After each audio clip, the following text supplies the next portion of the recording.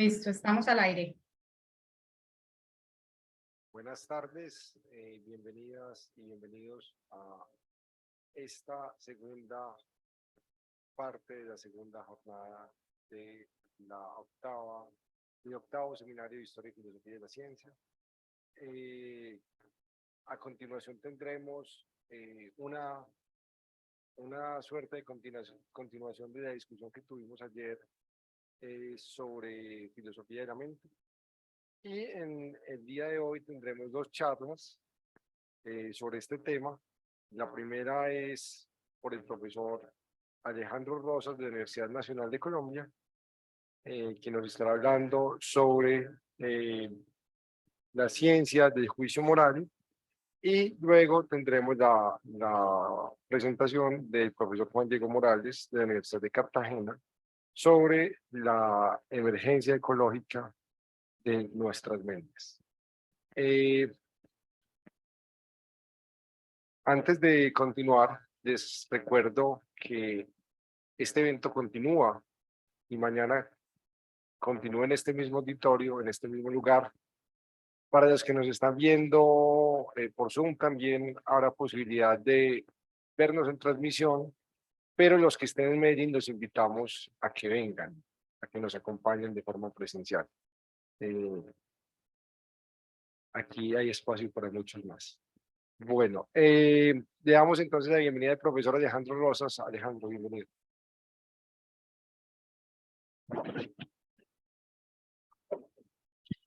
Muchas gracias a todos por venir. Muchas gracias a la Universidad de Antioquia y a Santiago por organizar este evento con su grupo. Y pues les traigo aquí una charla sobre la ciencia del juicio moral. Suena un poco pretencioso, pero en realidad es porque ya hay un comienzo de trabajos científicos sobre la moralidad y sobre el juicio moral, y supongo yo que en un futuro no muy lejano podremos hablar ya con más propiedad de una ciencia del juicio moral. Pero como todo en la ciencia, el comienzo es por la filosofía. Pero, a ver, no me está funcionando ahí. Ya. El comienzo de toda ciencia, pues, es la filosofía. La filosofía es la madre de todas las ciencias. Y los filósofos han intentado, de manera un poco intuitiva, reflexiva, encontrar principios morales. Ahora, también los filósofos han dicho que los principios morales son prescriptivos, son como órdenes, son imperativos y no describen nada. Aunque en la antigüedad, pues Platón sí creía que incluso conceptos morales representaban realidades, describían cosas del mundo, digamos.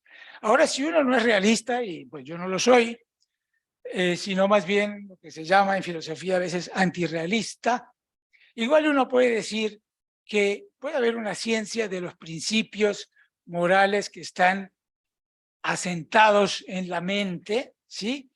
Algo así como estructuras cognitivo-prácticas que constriñen nuestro pensamiento sobre lo que debemos hacer o sobre lo que podemos hacer. Entonces, una ciencia de la moral o del juicio moral debe tratar de apuntarle a descubrir los principios fundamentales, los que son como más básicos. Y la filosofía se ha especializado en eso. De hecho, dos de los filósofos más importantes, con más, digamos, influencia en la filosofía moral hasta el presente, que son Immanuel Kant y John Stuart Mill, le apuntaron a un principio supremo. No llegaron al mismo principio supremo. Kant se puede decir que es como el defensor de principios morales que mandan deberes, obligaciones, y que son quizás múltiples, pero que él pensaba que se podían derivar de un principio común, que es el imperativo categórico. Mill en cambio, creía que el principio moral era la maximización del bienestar o de la felicidad general. Y eso estaba ligado a un proyecto político también de construir una sociedad en donde la gente pudiera ser feliz y hubiese justicia al mismo tiempo.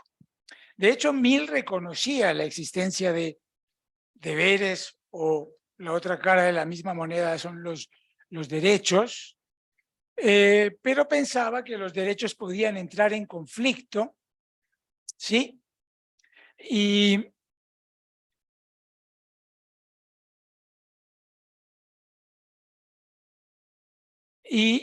en ese conflicto, ¿cómo se tomaba la decisión? Decía Mill que lo que había que hacer era pensar en el mayor bien, en la acción que trajera el mayor bien a la sociedad o a todos los involucrados en esa situación. Ahora, en este conflicto, que Mill lo describe generalmente como un conflicto de deberes, pero que se puede también entender como un conflicto entre un deber y el principio supremo de maximizar el bien, no es fácil a veces encontrar reglas que nos puedan decir cuándo podemos privilegiar el mayor bien o cuándo podemos darle prioridad al deber. Por ejemplo, cuando estamos hablando de dilemas morales, cuando hablamos de dilemas morales, usualmente se ponen casos en donde para salvar a un número de personas, ¿sí?, grande tal vez, hay que sacrificar a alguien, hay que matar a alguien. Y hay una serie de casos posibles en los que uno puede pensar y tratar de encontrar reglas que le digan a uno cómo decidir en esa situación, ¿ya?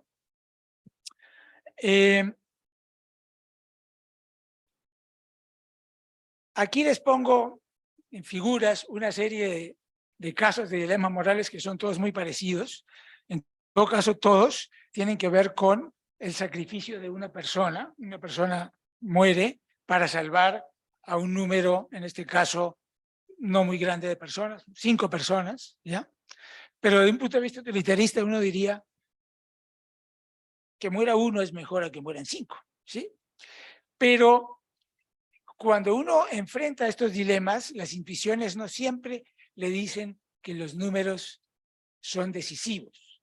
Por ejemplo, en el primer dilema, que ya lo vamos a ver, se llama el dilema del tranvía, pero es el dilema del conductor en el tranvía. El conductor tiene que tomar una decisión entre dejar que su tranvía siga derecho y arrolle a 5, porque se ha quedado sin frenos, y se supone que no les puede avisar ni nada. Es una situación hipotética, uno la tiene que tomar por más inverosímil que sea, así como se presentan en las encuestas. Él tiene que tomar la decisión, o arrolla 5 o desvía el tranvía y arrolla a una sola persona.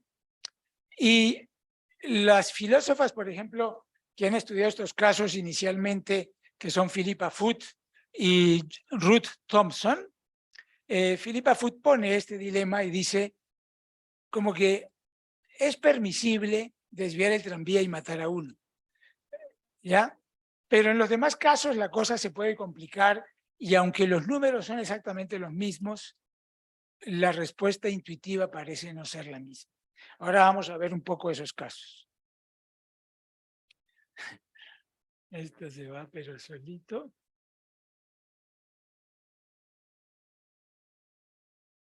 Ok.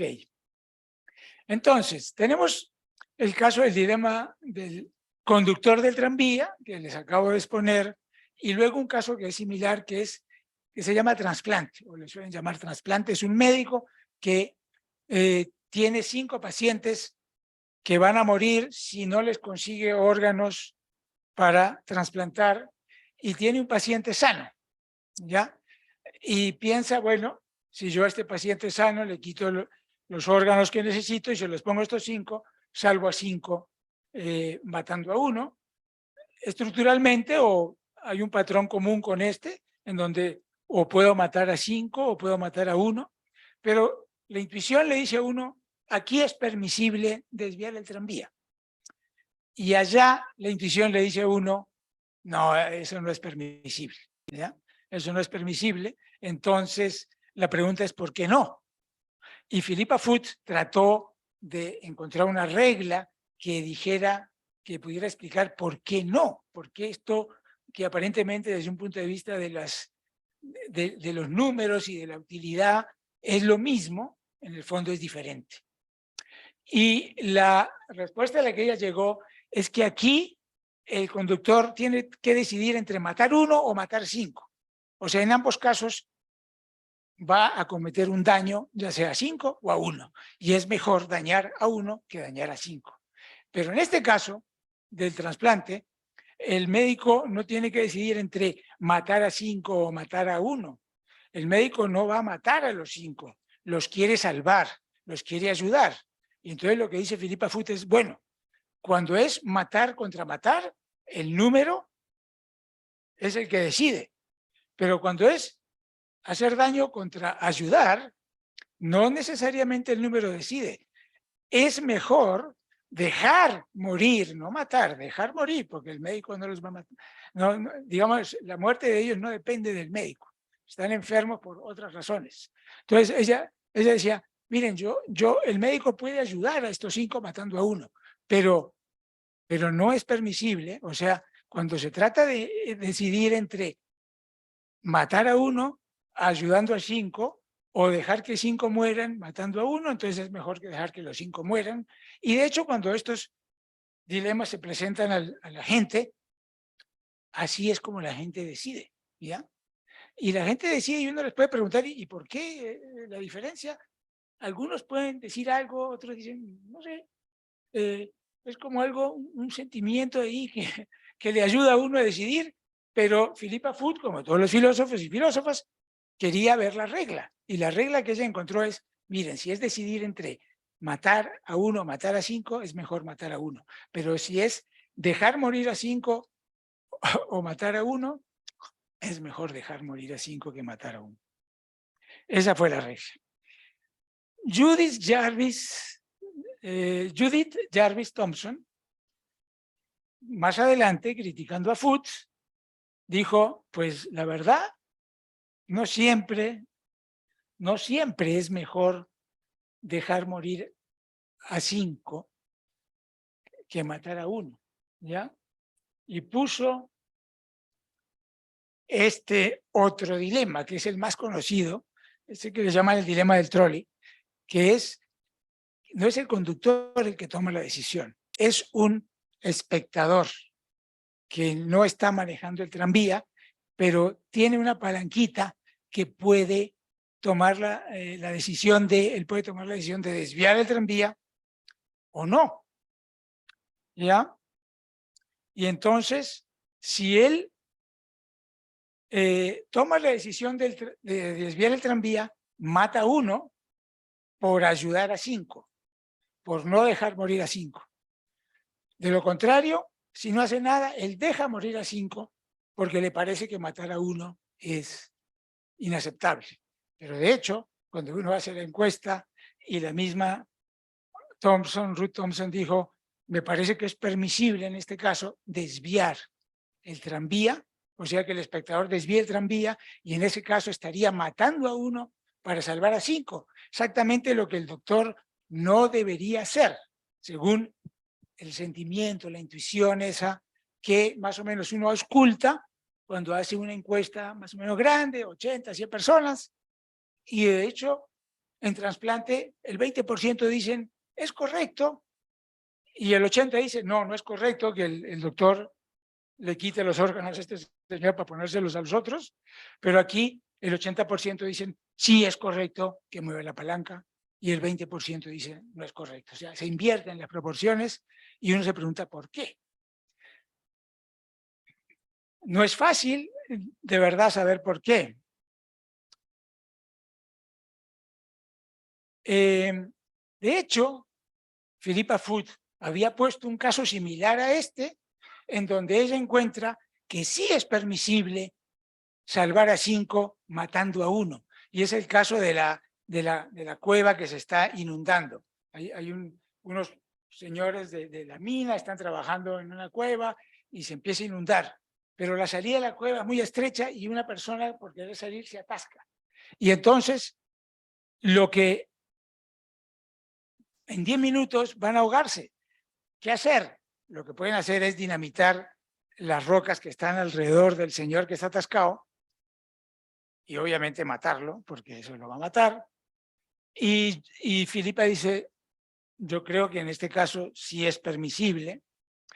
Y uno puede encontrar una diferencia, de hecho sí, pero a veces no es tan fácil. En este caso la diferencia es que este señor también se va a morir si no hacen nada. Y entonces es mejor salvar a 5 que no salvar a nadie.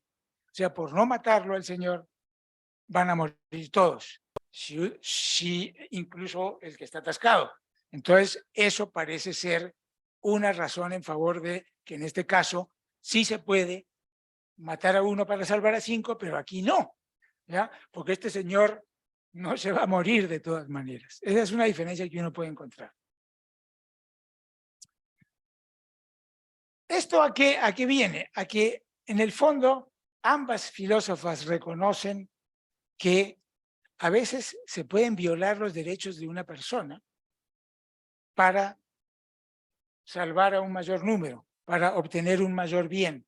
A veces, ¿cierto? Hay algo así como, aquí tengo una cita de Foot que es muy interesante. Ella dice, yo no estoy argumentando en este artículo que es sobre el aborto y sobre el principio del doble efecto, creo que es. Yo no estoy argumentando en favor del principio general de que nunca tenemos permitido dañar o incluso matar a alguien por razón de querer ayudar a otros, ¿ya? Porque ella dijo que había un principio que decía, cuando yo tengo que matar a alguien para ayudar, es mejor dejar morir que matar a esta persona. Pero en este caso ella parece que concede que sí estaría bien matar a la persona para salvar al resto de los trabajadores. Entonces, el punto es que a veces los derechos bloquean la idea utilitarista de salvemos el mayor número o apuntémosle al mayor bien, y a veces no.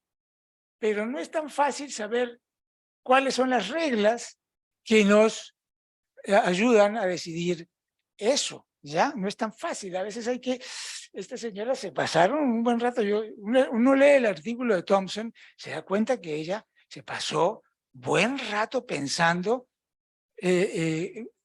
tratando de buscar la regla que le permitían a ella decir que estaba bien, moralmente por lo menos permitido, si no, no obligatorio, pero sí permitido, desviar el tranvía, en ese caso.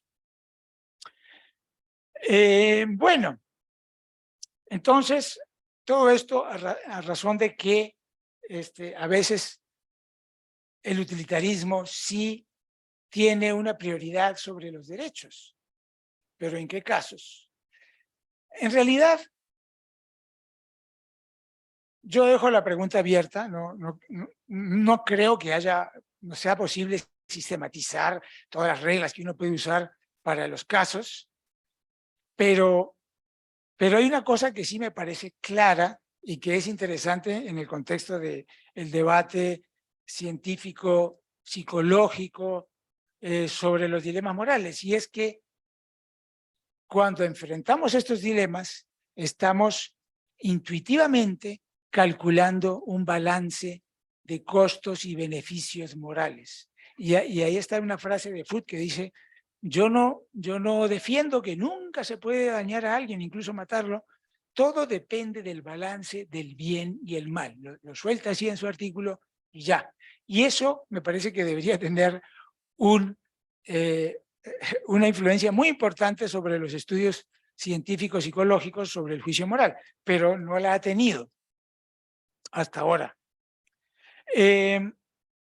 Eso va a plantear un problema que voy a tratar al final, que es el del desacuerdo moral en estos casos.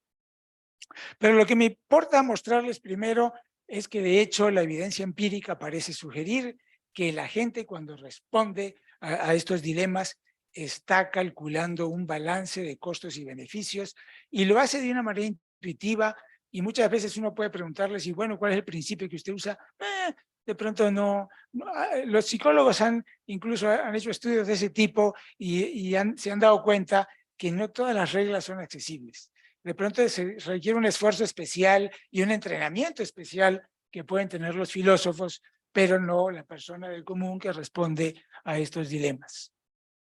Entonces, lo que yo hice con algunos colegas fue cambiar el tipo de respuesta. Primero, que generalmente aquí las encuestas preguntan, ¿es correcto o no es correcto? O sea, es una respuesta con dos posibles, una pregunta con dos posibles respuestas, dicotómica, y nosotros decidimos preguntar en una escala de 4.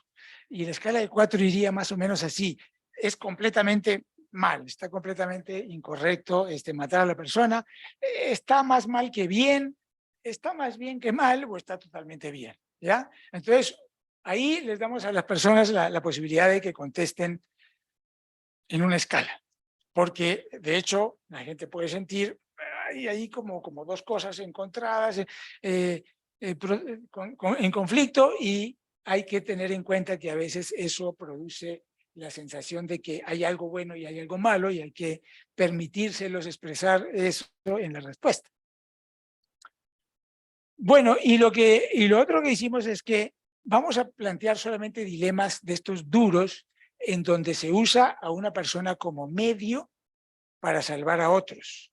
Solo que en un caso la persona es inocente, como este es el dilema del puente, en donde uno arroja a una persona voluminosa sobre los rieles del tranvía para salvar a los 5, y con eso detiene el tranvía, muere la persona, pero se salvan 5. Pero en la otra versión, la persona es culpable. La persona es culpable, por ejemplo, de haber amarrado a los 5 ahí a los rieles, y entonces uno estaría prácticamente sacrificando a una persona que es culpable de que los otros vayan a morir, ¿no? Entonces, bueno, hemos tomado datos, esto lo hice con un colega de la Universidad Católica en Bogotá. Usamos diferentes tipos de dilema con diferentes como balances de bien y mal, ¿ya? En este caso, esto es idéntico a Puente, al dilema del puente, es un inocente que yo mato para salvar a 5. Aquí es lo mismo, un inocente, pero mueren, puedo apuntar con esto, morirían muchos más, o sea, salvo a miles por ahí en este dilema. Aquí es parecido al dilema de la cueva, en donde yo mato a una persona que moriría de todas maneras, pero si la mato, salvo a un grupo de 5 o 6 o lo que sea. Y aquí hay un culpable de que muchos van a morir, ¿ya? Y entonces lo que uno ve es, esta es la escala de 1 a 5, bueno, aquí solamente está graficado de 1,5 a 3,5, y estos son los promedios de una población de 100 personas, por decir, ¿ya? Entonces estos son los promedios en esta escala de 1, 2, 3, 4, y los promedios van subiendo, lo cual indica que las personas en cada uno de estos distintos escenarios ve un balance distinto de bien y mal, ¿ya? Y es claro, aquí mato a un inocente para salvar a 5, aquí mato a un culpable para salvar a 200 o lo que sea, y entonces la gente le da un puntaje más alto de bondad o de beneficio moral y a este más bajo, ¿sí? Entonces, eso es uno de los indicios ya de que la gente está respondiendo a un balance. Lo interesante es que la interpretación canónica de los dilemas, que viene de este señor Green y sus colegas desde el 2001, que hicieron también con escaneo de las zonas que se activan en el cerebro, pero ellos dijeron que en realidad la diferencia radica en que hay personas que tienen estilos cognitivos distintos. Unos son reflexivos, otros son intuitivos. Y cuando uno es intuitivo, inmediatamente la idea de matar a una persona como medio, empujándola, tocándola, es aversiva, y entonces deciden decir no.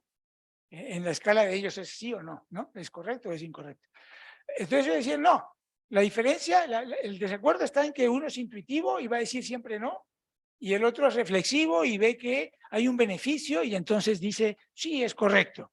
Pero si esto fuera así, nosotros no habríamos visto este incremento, porque para ellos el intuitivo, cada vez que tiene que matar a alguien como medio, va a decir no. Y el reflexivo, cada vez que ve un beneficio, aunque sea grande o pequeño, va a decir sí. Pues es lo que yo supondría que debería ser según esa teoría, ¿ya? Entonces, si yo ofrezco un balance positivo, todos los reflexivos tendrán que decir es correcto. Y si el dilema implica siempre matar a alguien empujándolo y usándolo como medio, todos los intuitivos deberían decir es incorrecto. Pero eso no es lo que sucede según lo que vimos. ¿Por qué? Ah, bueno. Un momentico, porque creo que aquí viene otra vez. Aquí ustedes ven que hay dos líneas, ¿ya? Entonces, esas dos líneas están graficando el promedio de bondad y maldad que ven las personas, pero la línea punteada es personas que las pusimos en el estudio bajo presión de tiempo. O sea, tenían que responder lo primero que se les ocurría muy rápidamente. Y las otras, esta línea, respondían a su propio paso y podían deliberar todo lo que querían. Y en las dos líneas vemos que hay un incremento. Incluso son más utilitaristas aparentemente de lo que son más intuitivos, lo cual es también contradictorio con las teorías de Green. Entonces, esto es uno de los datos que parece mostrar que hay algo raro, hay algo que no cuadra con la teoría de Green, porque estos datos no concuerdan. No debería haber este incremento si la diferencia que uno ve, el desacuerdo que ve entre las personas es porque unos son intuitivos y otros son reflexivos. Bueno. Entonces, nosotros decidimos, cuando se hacen estudios con dilemas, echan un montón de dilemas y nunca piensan en hacer un contraste bien marcado entre dilemas con un balance bien bajo, como en Puente, de beneficio moral, en donde la mayoría de las personas dicen no es correcto empujar a la persona, y un balance bien alto, ¿sí? Según los estudios que se han hecho, se ve que cuando la persona es culpable de poner la vida en peligro o incluso de estar a punto de matar a otros, este dilema que llamamos, bueno, de víctima culpable o de el sacrificado es un culpable, tiene el más alto promedio de respuesta utilitarista. Este de acá no les voy a hablar, esto es cuando no hay ningún conflicto, cuando uno mata a una persona para evitar que 5 tengan unos moretones en algún accidente. Y aquí deberían todos decir no es correcto. Pero esto lo usamos para otro asunto. Los dos, estos son los importantes, porque con estos dos nosotros sacamos un promedio y ese promedio nos ayuda a ver cuál es su inclinación deontológica y cuál es su inclinación utilitarista con el promedio de estos dos, que son 5 ítems en cada uno y la escala siempre es de 4, ¿no? Entonces sacamos muestras en varios lugares, 2 muestras en el Reino Unido, las 2 de arriba, una en Colombia y una en China. Y entonces lo que vemos es que los dilemas que se supone que no hay conflicto porque se mata una persona para un beneficio muy pequeño de evitar que algunos tengan, no sé, moretones o algo así, está muy bajito, está cerca de 1, que es totalmente mal. En todas partes, menos en la China, que está un poquito más alto, está por encima de 1.5, lo cual puede ser un problema de falta de claridad de pronto de los dilemas, puede ser traducción, no sé bien porque esto lo hizo un colega que es chino, pero sabe inglés, pero yo no puedo pues comparar el inglés con el chino, me tengo que confiar en lo que él dice. Y bueno, podría haber un problema de traducción, pero también puede ser, no sé, que sean más utilitaristas o que los dilemas tienen una ambigüedad que a los chinos les llama la atención en algún sentido. Bueno, lo que se nota es que en el balance bajo, obviamente, el promedio de corrección de la acción utilitarista es muy bajito y hay un salto grande con el dilema del culpable. En todas las muestras se ve ese salto grande, ¿ya? Entonces, sacando el promedio, ¿sí? Uno puede primero ver que esa diferencia es muy grande, o sea que los dos dilemas o tipos de dilemas que pusimos con 5 escenarios dentro de cada tipo de ese dilema, sí logran como capturar balances bien bajitos y balances bien altos de beneficio moral. Lo otro es que, bueno, con esas muestras nosotros podemos sacar, digamos, una gráfica, que esa es una gráfica que se llama histograma. Aquí lo que tenemos es la frecuencia, la cantidad de gente que responde a determinado nivel de este valor D, significa la fuerza de su inclinación deontológica, y el inverso de ese es la fuerza de la inclinación utilitarista. Digamos que no es exactamente así, pero para efectos de explicarlo es mejor creer que este D grafica al mismo tiempo la fuerza de la inclinación deontológica y la fuerza de la inclinación utilitarista. Entonces lo que uno ve es que los que tienen un D bajito por debajo de 0, estos, olvídense de estos que pueden ser lo que llaman outliers, o sea, gente que responde de manera típica. La escala va de -2 a 2, entonces aquí por debajo de 0 está por debajo de la media. Estos tienen una inclinación utilitaria muy grande y quiere decir que ellos en el dilema del puente dicen está más bien que mal o está totalmente bien, ¿ya? Y obviamente en el dilema de la culpable también van a decir está totalmente bien. Pero cuando están por aquí arriba, ellos tienden a decir, estos son 14 individuos que dijeron a ambos dilemas, a ambos tipos de dilemas, está mal, está siempre mal, ¿ya? Entonces tienen una inclinación deontológica muy fuerte y una inclinación utilitarista casi inexistente. Algunos autores han llamado a esas personas que tienen valores protegidos, que nunca harían nada para violar esos valores. Y a veces en la filosofía se ha defendido ese punto de vista como que uno nunca debería matar a nadie, así se caiga el mundo, ¿sí? Hay una frase en latina que de pronto alguien aquí conoce, que es fiat justitia et pereat mundus, algo así, que se haga la justicia aunque el mundo se caiga, algo así, ¿no? Entonces, bueno, esto muestra que en la población hay esa distribución de las inclinaciones deontológicas utilitaristas. La mayoría de la gente está en este punto de la mitad, que probablemente dicen no al dilema del puente cuando se sacrifica un inocente y sí al dilema del culpable. Y lo otro es que hay que mirar que nadie le pone, digamos, un valor utilitarista más alto al dilema del puente, o sea, nadie dice que es más correcto sacrificar al inocente en el puente que sacrificar al culpable.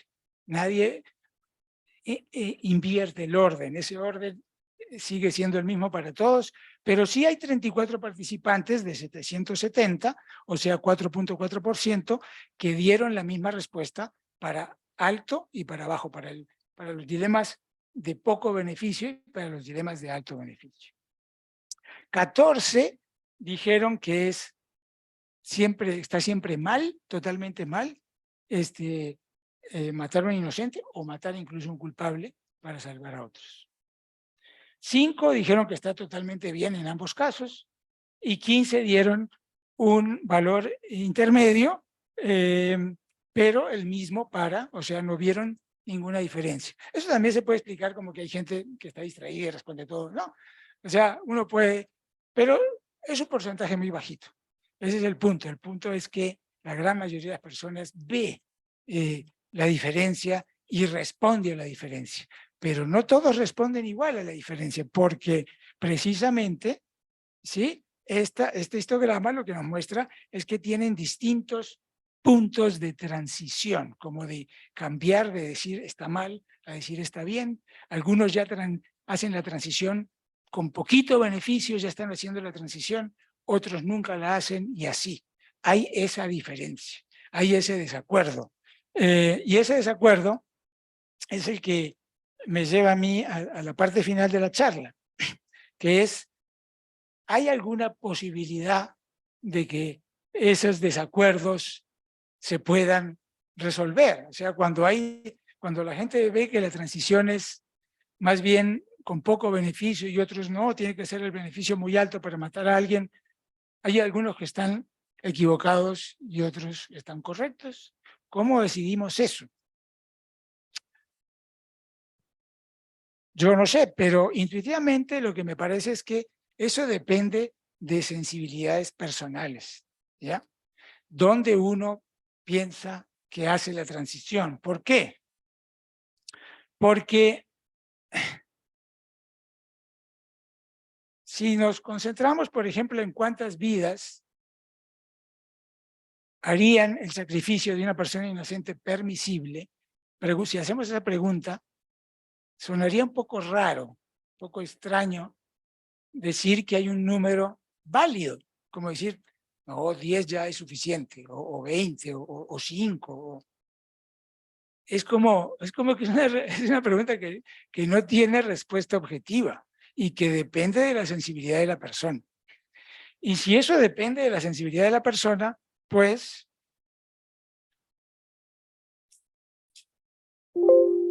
se me fue todo. Bueno, si depende de la sensibilidad de la persona, ¿cierto?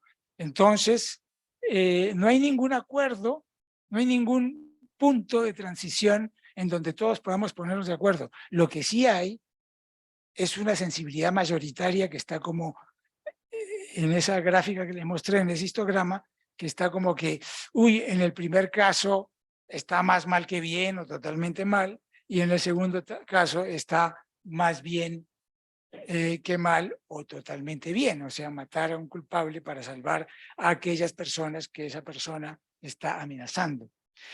Y aquí se trata de juicios morales, obviamente no legales, porque legales es probable que incluso en el asunto de la palanca a uno lo juzguen por homicidio, o sea, no un homicidio premeditado, no un asesinato, pero homicidio en última instancia, pero la ley puede cambiar. Y yo creo que, sobre todo Thompson, pero también Philippa Foot, como eran filósofas morales y del derecho, estaban pensando en, caramba, ¿cómo hacemos para tener un derecho que siga más o menos lo que es moralmente correcto? Pero el punto es, bueno, no hay algo moralmente correcto aquí. Hay una opinión mayoritaria, hay una sensibilidad mayoritaria. Y esa sensibilidad es la que en última instancia va a decidir qué es lo que un parlamento diga. Por ejemplo, cuando haya que programar un automóvil computarizado que se maneja solo para reaccionar ante situaciones en donde tiene que tomar la decisión si mata a la viejita o al bebé, o si mata a 5 o si mata a 1.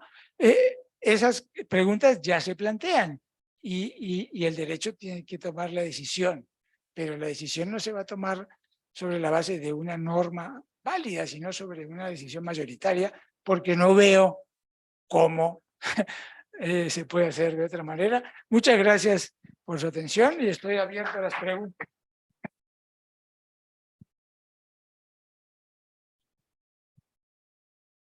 Profesor Rosas, muchas gracias por su presentación. Ahora tenemos tiempo para unas preguntas. ¿Alguien tiene preguntas?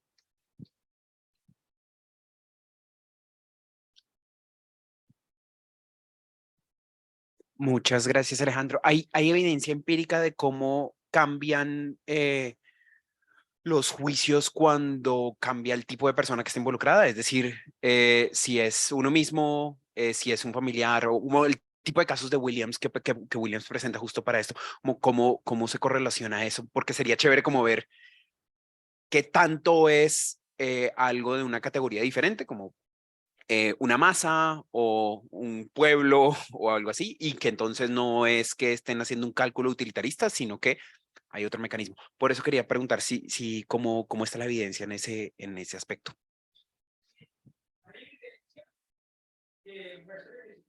Familiar que uno puede sacar, obviamente aumenta el juicio que dice correcto, ¿ya? Si esos familiares que hay que sacrificar, pues baja el juicio. Se han hecho, yo creo que se han hecho incluso con los rasgos étnicos, sí, creo que se han hecho todos los estudios. Yo no los he estudiado con cuidado. Digamos, eso se puede estudiar y tiene un flujo. El problema es que, claro, cuando es un familiar, por ejemplo, uno dice, ahí interviene algo más que un juicio moral, como un interés personal particular.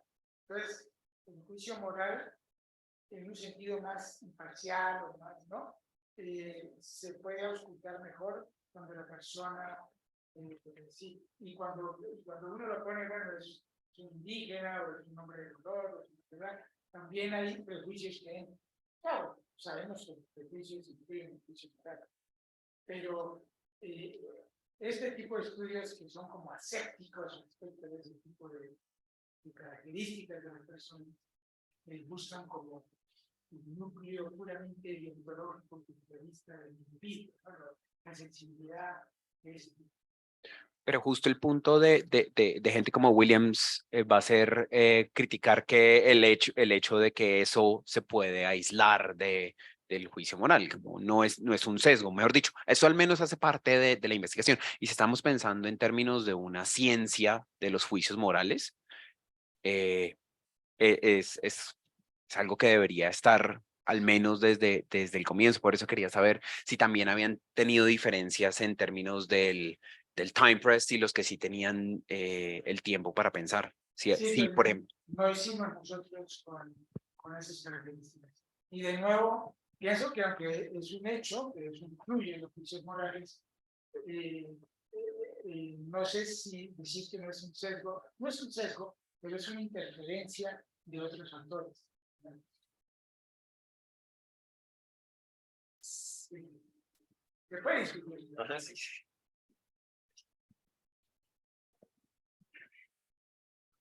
Muchas gracias, Alejandro. Quería preguntarte por un factor que parece estar teniendo una influencia importante en los datos que tuviste y además es uno que nos interesa especialmente a José y a mí. Y tiene que ver con el concepto de merecimiento. Y esto parece que tiene mucha importancia moral. En general tenemos la intuición de que si alguien es inocente, no está bien hacerle daño. Y por otro lado, uno de tus casos más extremos, donde la gente tiende a ser más severa en el juicio, es cuando la persona a la que vas a empujar, por ejemplo, ha hecho algo malo y por tanto merece tener ese destino negativo. Entonces, en general, quería preguntarte como qué tanto peso le das a ese factor, qué tanta importancia está teniendo en los juicios. Y en segundo lugar, también quería preguntarte si cosas como el merecimiento entrarían en ese cálculo de costos y beneficios del que hablabas. Es decir, si se tiene en cuenta eso y todos los demás factores y al final, pues la hipótesis es que hay un cálculo teniendo en cuenta el merecimiento, las consecuencias y demás factores relevantes, o si ese cálculo es independiente de cosas como el merecimiento. Gracias, buena pregunta. Yo por lo menos lo veo como que eso entra dentro del cálculo. El merecimiento es un asunto también eminentemente moral desde siempre.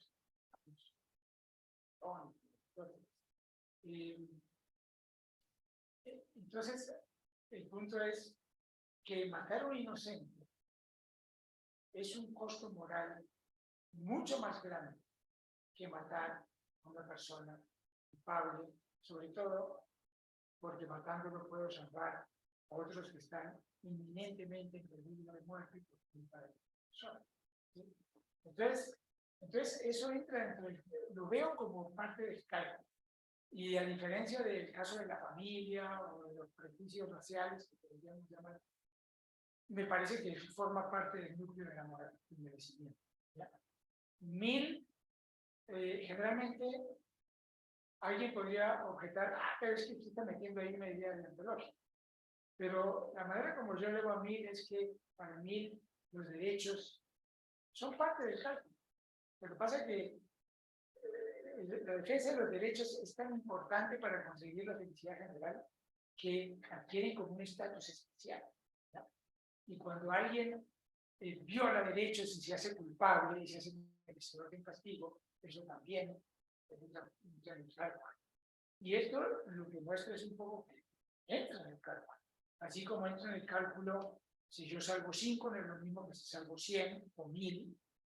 Y así como entra en el cálculo, si salvo a un grupo matando a una persona que igual moriría si no hago nada, entra en el cálculo, porque también hemos hecho estudios en esos casos tipo de la cueva, lo que usamos es el bote salvavidas, en donde nadie sabe nadar, el bote se está hundiendo, una persona que sabe nadar se tira al agua, ve que el bote se sigue hundiendo y dice, para salvar a los que están ahí, por lo menos voy a jalar a uno, que se va a ahogar, pero los demás se van a salvar. Entonces, el punto es que todos esos detallitos y muchos más que de pronto dependen de circunstancias específicas, concretas, que no podemos anticipar, ni podemos hacer una sistemática a priori de cuáles son todas las reglas que van a entrar ahí. Lo importante es que uno está haciendo un cálculo de costos y beneficios para tomar esas decisiones, ¿ya?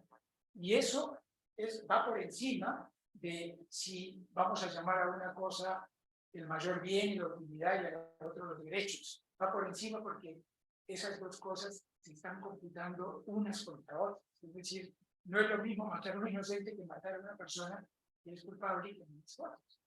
Es un costo menor, aunque algunos lo consideran un costo también alto, porque ya vimos que dicen que no está bien matar ni siquiera a una persona que amenaza de muerte a otros.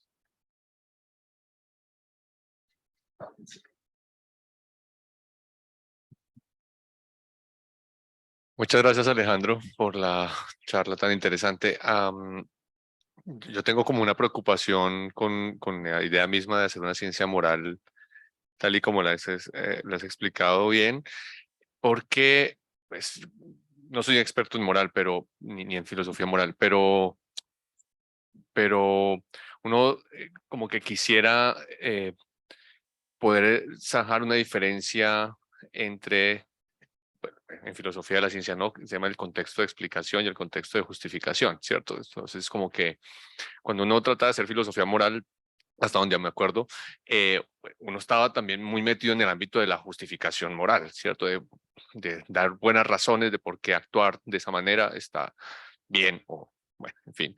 Pero cuando ya nos vamos a la tarea de hacer una ciencia moral, veo que como que ese ámbito de la justificación se pierde y quedamos solamente en el ámbito de la explicación.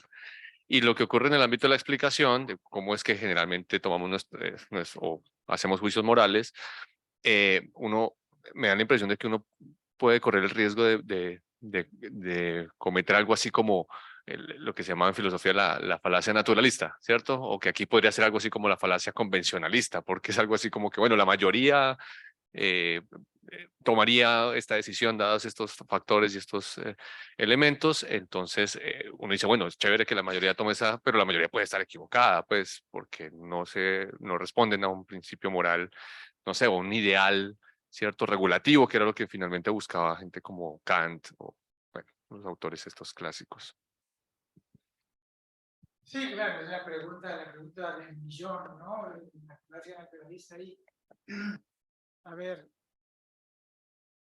por eso hice esa introducción hablando de lo descriptivo y lo prescriptivo. Digamos, no hay falacia naturalista cuando yo solamente estoy en la parte explicativa. Pero entonces, sí, estoy tratando de descubrir cuáles son las reglas que guían nuestro pensamiento moral. Asumo que como asumo producto de una evolución por selección natural, esa evolución nos diseñó con una mente que tiene esas reglas.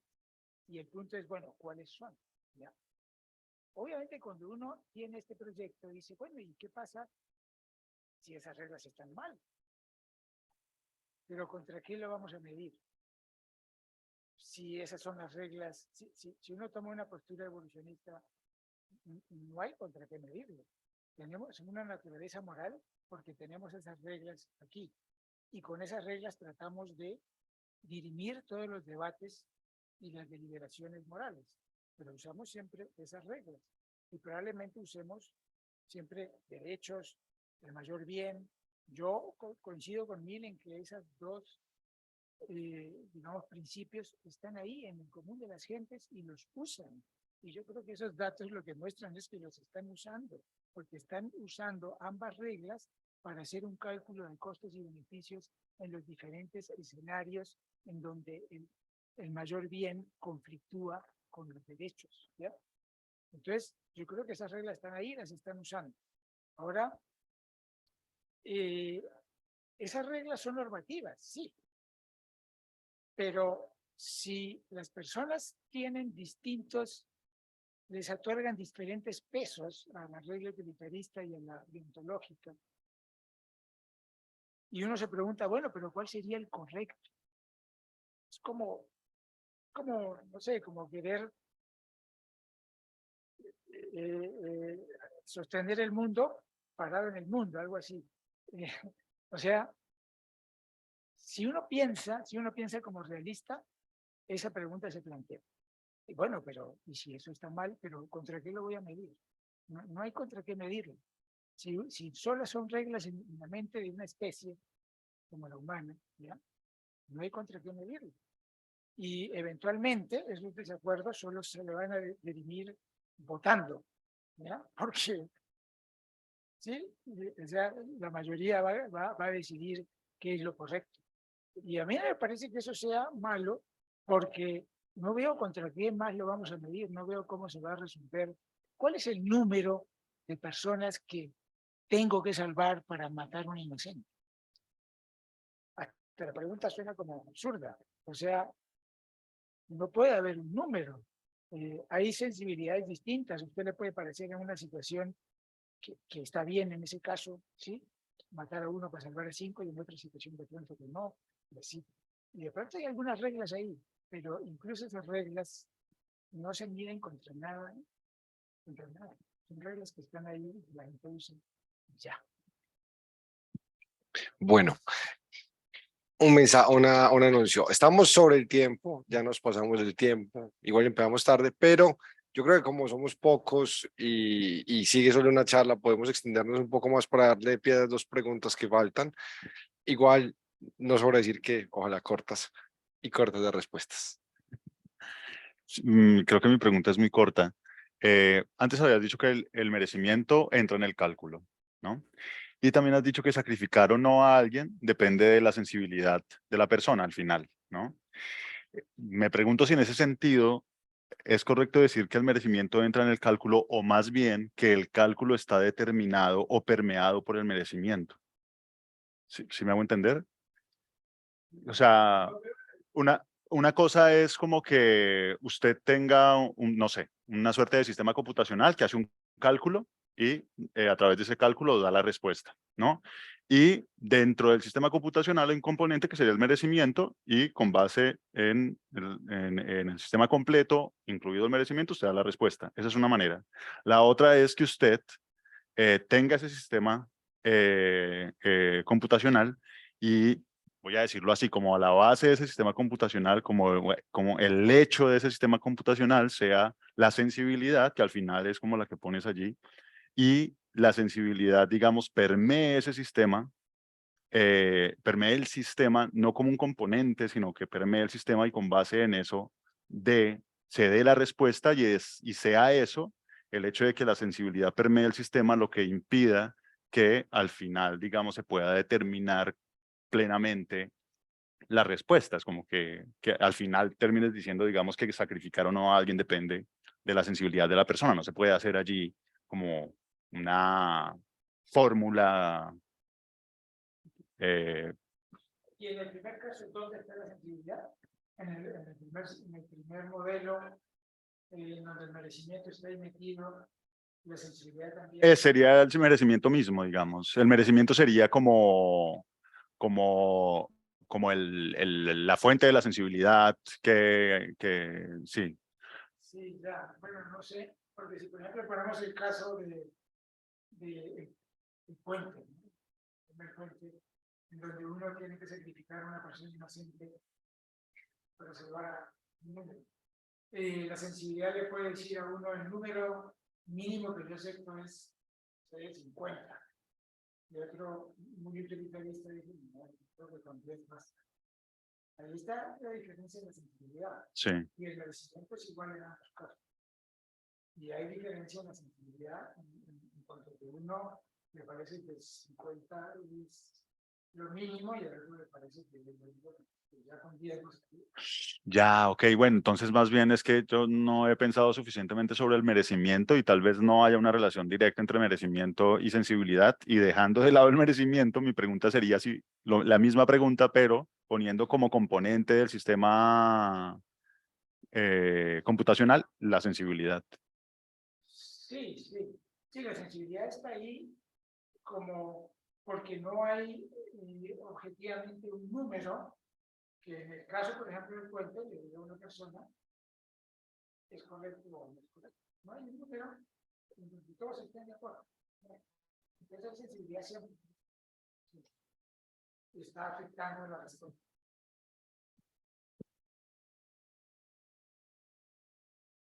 Bien difícil hacer una pregunta pequeña, corta, pero bueno, voy a tratar de ser muy resumido y de tratar de, bueno, no sé nada de estos temas, pero de expresar mi intuición, que es, mi intuición de fondo es, en realidad no hay una diferencia entre un componente o una perspectiva deontológica y una utilitarista, sino que más bien han sido mal caracterizados esos conceptos, en el sentido de que podría ser que, digamos, Kant se equivocó en que, en que una persona como tal, tenga esos derechos inalienables, o como lo dijo usted ahorita, sino que más bien el principio universal sea otro, referido más bien en algunos casos a personas específicas, pero en algunos casos a grupos de personas. Pero digamos, no sé, no importa. O sea, es parecido a lo que estaba diciendo. Que tiene que ver con grupos, que mi sensibilidad tiene que ver con el tipo de grupo. No, más bien que el objeto al cual se aplica un principio moral universal no necesariamente tiene que ser una persona específica o individual, sino que puede ser un grupo de personas y que por tanto ese principio universal, cuando está en juego un grupo de personas, vale obviamente más en ciertas circunstancias que una persona dada, y eso leído deontológicamente hablando. Exacto. Algo así. Sí, la respuesta utilitarista es porque yo le estoy dando derechos a un grupo. No, sí, sí. Obviamente salvar, todo el mundo tiene derecho a vivir, digámoslo así. Y entonces, aquí el asunto, si es vidas contra vidas, uno puede decir, no, siempre salvar más vidas es más, es mejor, moralmente hablando. Pero la intuición de la mayoría de la gente no es así. Todo depende de cómo se mate a la persona, por medio de lo cual usted va a salvar vidas. ¿Ya? Si lo hace como el doctor, es horrible. La gente, pero si es como el de la palanca, ¿ya? La gente dice, sí, es permisible. Hay esas diferencias. Sí. Perfecto. Agradecemos nuevamente al profesor Alejandro Rosas por su presentación.